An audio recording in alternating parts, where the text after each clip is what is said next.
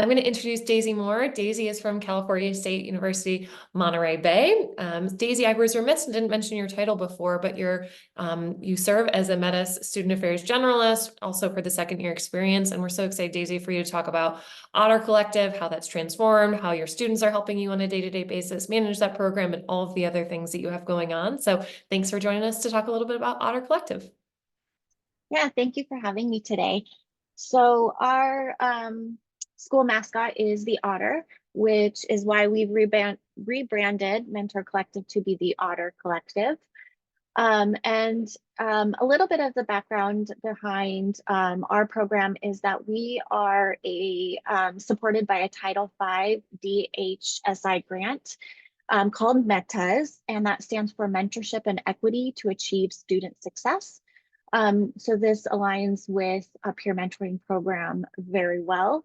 Our campus really needed a robust program to address the folks that the grant specifically is trying to reach out to. That's our low income, Hispanic, or Latinx students, and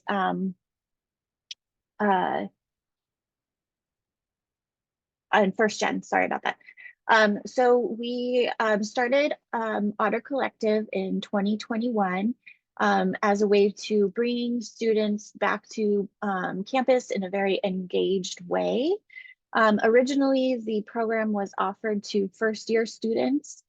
With the METAS grant, we've been able to expand that into including our transfer students and our second year students. We, similar to CSUN's program, we title our employees as lead peer mentors, and we offer them a competitive wage. So just like Brooke mentioned with Holyoke, we have found that paying our students a competitive wage has helped keep them on campus and retain those students as well. We have 2 upper division students that are supporting the second year experience program, which is sponsored by the METAS grant in order to combat the sophomore slump. So that's where my 2 paid employees are specifically focused on. They each have 150 mentees each. And so we have a very detailed spreadsheet of which group of students they will reach out to this week, and then which group of students they'll reach out to next week, so that they spread their engagement across the 150 mentees in a strategic way. Also, we auto-enrolled all first generation students that did not participate in Otter Collective during their freshman year.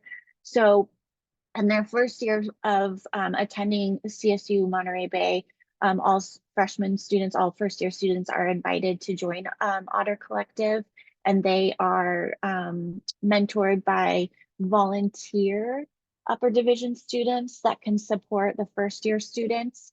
But we wanted to be a little bit more intentional with our second year students. So the 2 students hired to support this particular group of students that is very high risk because they did not engage in their first year. We really wanted to make sure that they were not slipping through the cracks. So they were auto-enrolled, and they've had the option to opt out. And then my students reach out to them very frequently. We've also asked people to join our social media so that not only are they getting the text messages, but they can scroll through their Instagram and get more messaging through that. My students also have a very robust tabling around campus, and that's in the dining services in parking lots to really try to reach our commuter students, and at all campus events. And getting more recruits has been a big part of their tabling. So if you go to the next slide. All right, so the environment is that our students are supported by academic affairs and student affairs. The METAS grant is sort of the bridge between both worlds. So we attend student affairs division meetings as well as academic affairs, and offer our programming and our support across both campuses, which has been very successful in that our campus partners have been very supportive in helping advertise the program.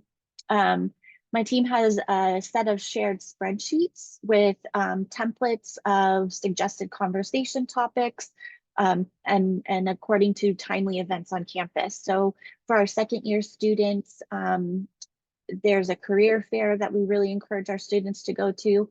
And so they start to reach out to those students, inviting them to the career fair before that, along with all other campus events and important dates and deadlines.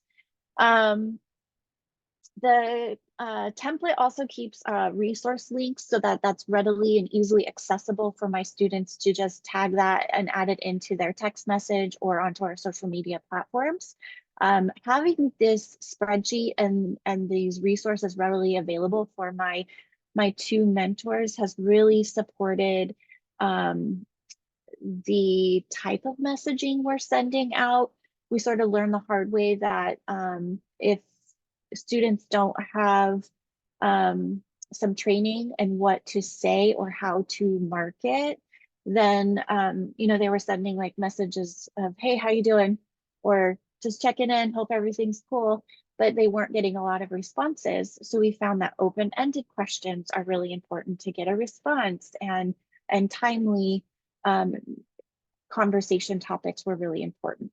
So in creating ease for my students and the amount of students they're trying to reach out to, having these resources readily available was very practical and convenient.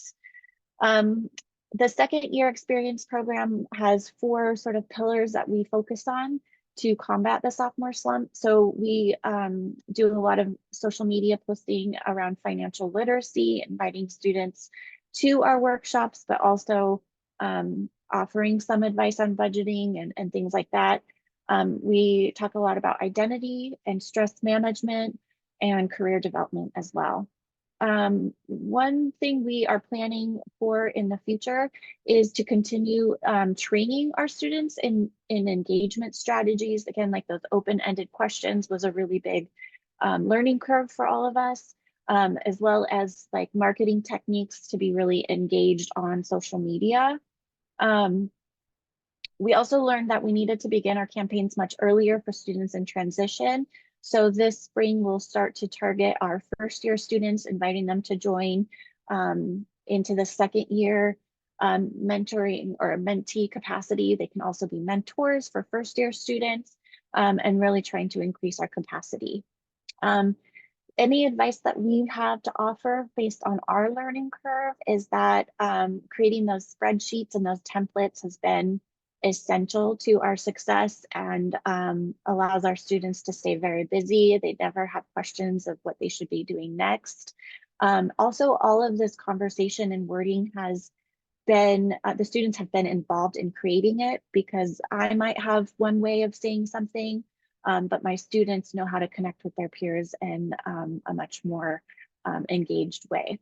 I also would suggest being very careful with the terminology you use in what you call your program.